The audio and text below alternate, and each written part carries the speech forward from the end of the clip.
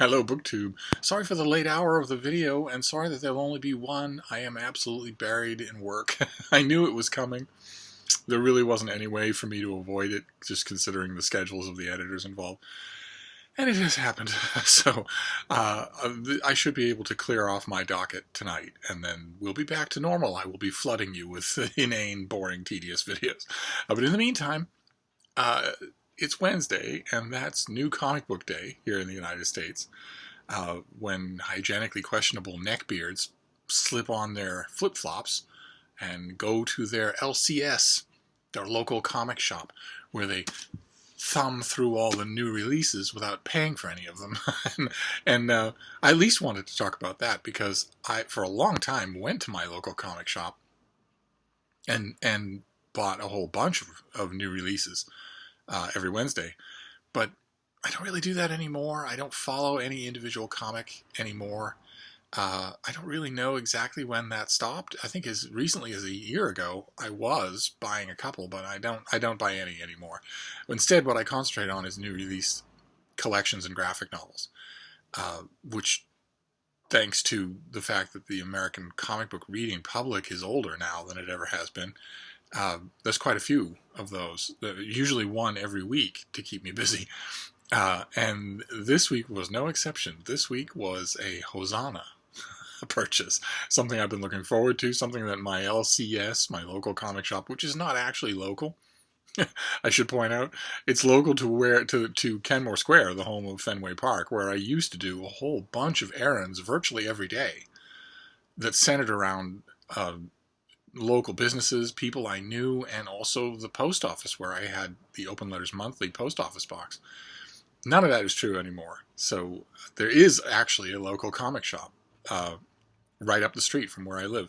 I've only been in there once, and I don't use them.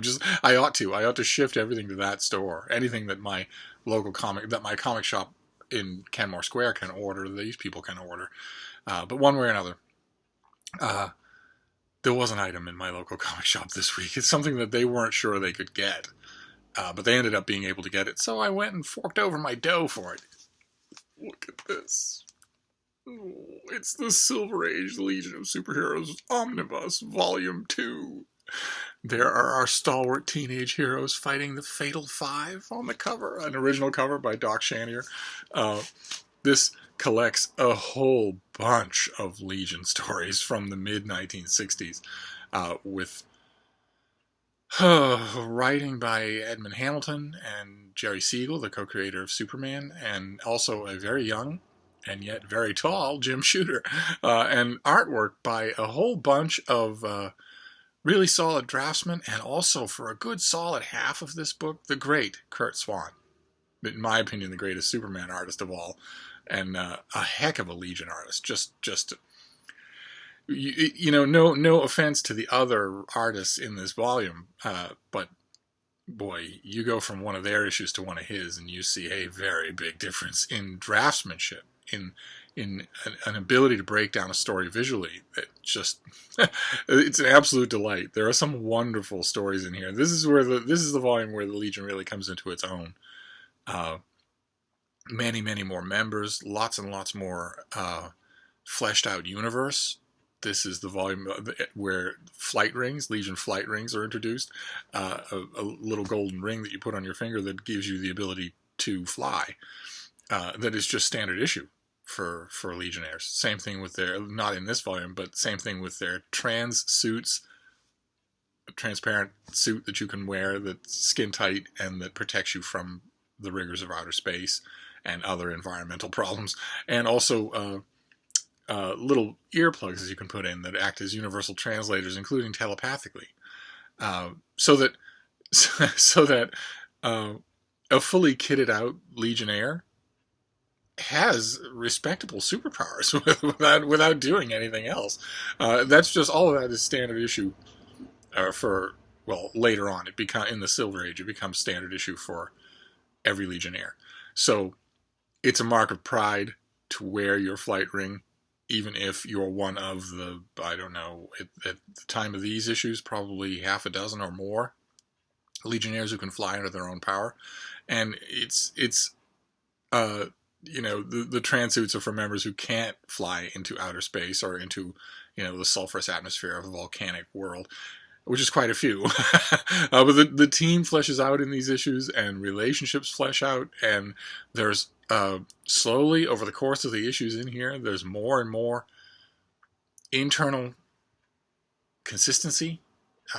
You can see a world being built with all sorts of things, parts of the Legion lore that are now standard, that are introduced in these issues. The warrior race of the Khunds, villains like the Time Trapper or Glorith, the idea that Brainiac 5, one of our stalwart legionnaires, a legionnaire whose superpower is his super intelligence, the idea that he might be slightly unstable, that he might occasionally create things like, for instance, Computo, a tyrannical homicidal computer, that get out of his control.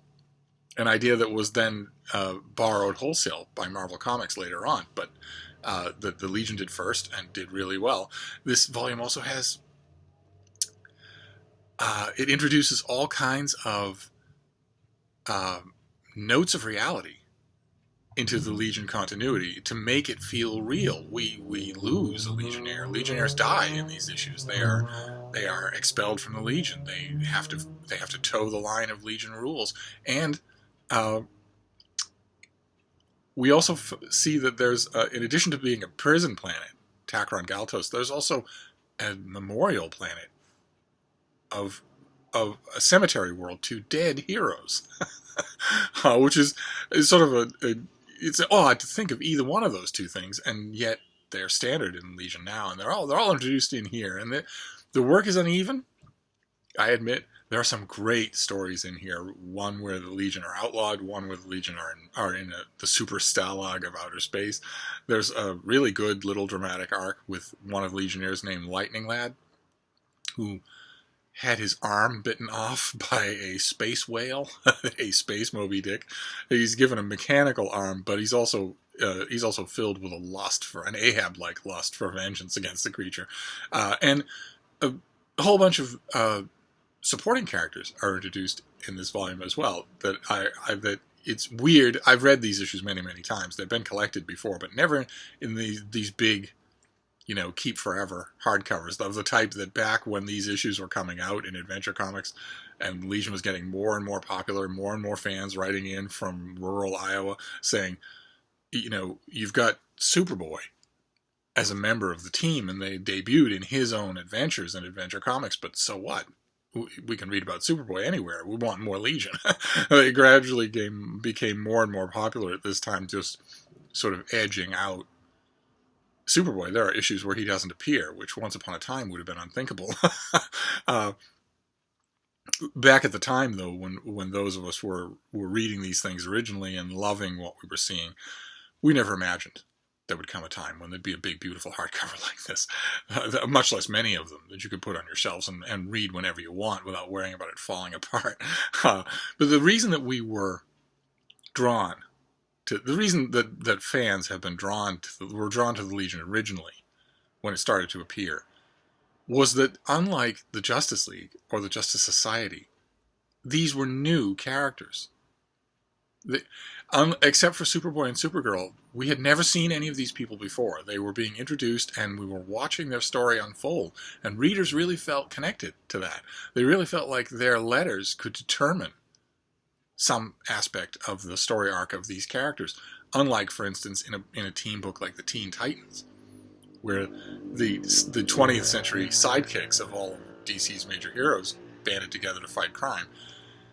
There's not much that you can do there. I mean, Aqualad or Robin or whatever have, many, many adventures of their own in their mentors' books, so that there wasn't the sense of investment that you got with the Legion, where these characters were invented for this comic, and more of them all the time. I should probably mention what I'm talking about here. The Legion, for those of you who don't know, is a DC Comics super team of superpowered teenagers fighting crime and injustice in the 30th century. And appearing in the mid-1960s, They were dreamt up by a couple of hacks at DC Comics' offices, including the great Otto Binder, who writes a couple of the stories in this volume. And appearing in the 1960s, it would be hard to convey to a 21st century audience how revelatory a lot of this was. I mean, a lot of it is cheesy adventure stories, but not only that you have really strong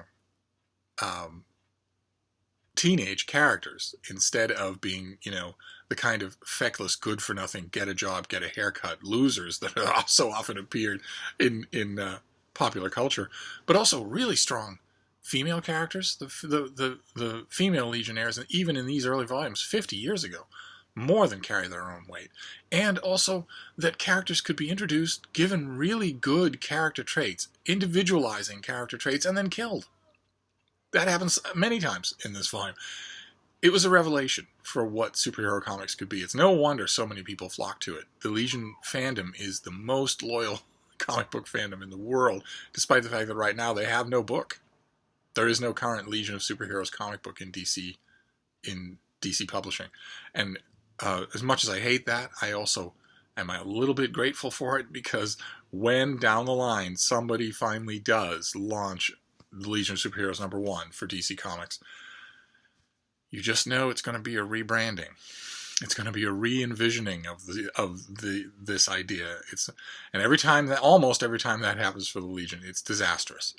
I can think of 2 examples where it wasn't. But even then, you've got multiple continuities.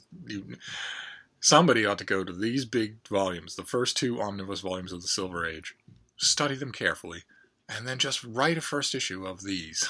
Write a first issue in this continuity with these characters and this storytelling ethos, and just go from there forever. I guarantee you there are enough Legion fans out there to buy it. But one way or another, I'll take this is one of, I think, 3 Legion reprint volumes that are coming out this summer, so I'll take that. The only complaint that I have about this, I have 2 complaints, and they're kind of connected. The first one, of course, is the price. This was $80 American, which is highway robbery. It costs a quarter of that to produce this thing. The only reason that DC Comics made it $80 is because they felt they could.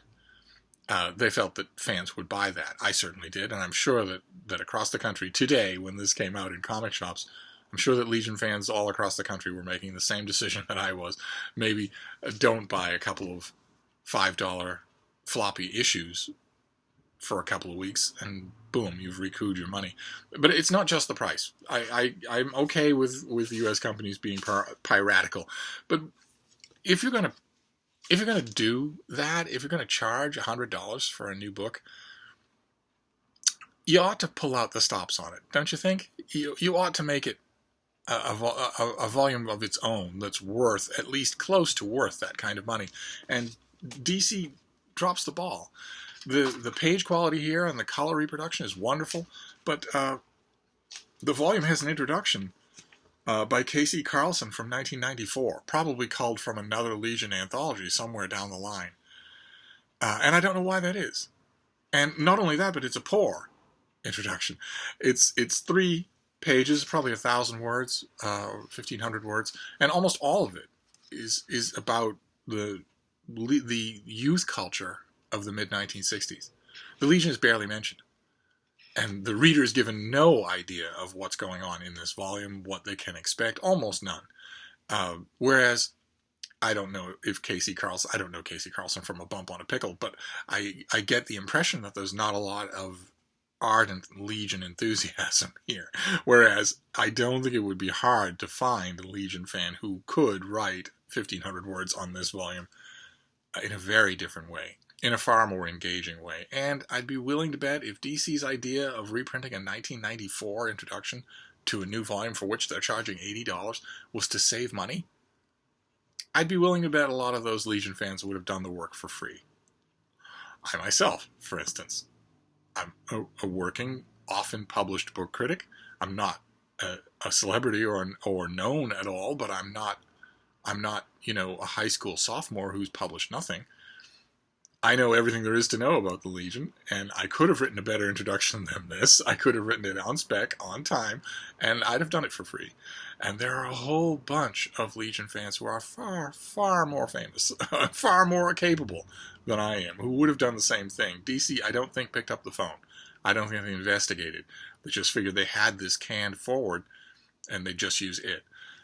And it's not just that it's off topic and that it's 30 years old.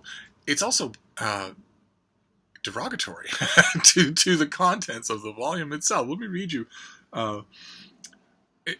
You're also going to notice in the first line of what I'm going to read you here a mistake, just a grammatical error. It's just shameful that even if you're going to run this, you could at least look through it. But like the society they were created in, the Legion of Superheroes in 1965 was also undergoing change. The stories in this volume are tales of transition, stories of upheaval, doubt, conflict, and overall of questioning authority. But these traits only pop up in retrospect. On the surface, these first stories are fairly typical science fiction adventures, and fairly mundane adventures at that, as this sliver of Legion history isn't considered its strongest by Legion fans and historians. And that is what they use as the introduction to a book that they're charging $100 for. Legion fans and historians don't consider this to be very good. If you saw this on a shelf at your comic shop and read through that as a means of deciding whether or not to get it, why on earth would you buy this volume? Not to mention the fact that those claims are all wrong. They aren't. None of them are true. These stories aren't at heart about resisting authority. These stories, more than the previous volume, are where the Legion is finally starts to be about, if it's about anything, the transcendent nature of teamwork, the transcendent nature of being on a team, of being comrades. That's what comes through here most of all. And also, you can't get a degree in Legion of Superheroes history. So when you talk about Legion historians, you are using an informal designation, and no matter how you define that informal designation, it applies to me. And I say that the high points in the issues collected here are more than numerous enough to say that this isn't a subpar stretch of Legion history. But one way or another, it was a delight. It was an absolute delight to go through here. I have already gone lovingly through this, taking time away, but not only from BookTube, but from the work I had to do. I know I'm going to do that again. In fact, I'm almost kind of thinking that one of the rewards I will give myself for just plowing through this batch of deadlines that I have to do is to read this again from front to back, just lovingly. Not only remembering all the wonderful, wonderful afternoons in book-lined rooms like this one, where I was reading these things for the first time, but also just to enjoy them on their own, because we don't have a Legion of Superheroes right now. And that is it, I'm afraid. I'm afraid, BookTube. Not only is this probably my only video for today, but it's not even a book-related video. It's a comic book-related video. Sorry about that, but I will make it up to you. I will do more videos when the time comes.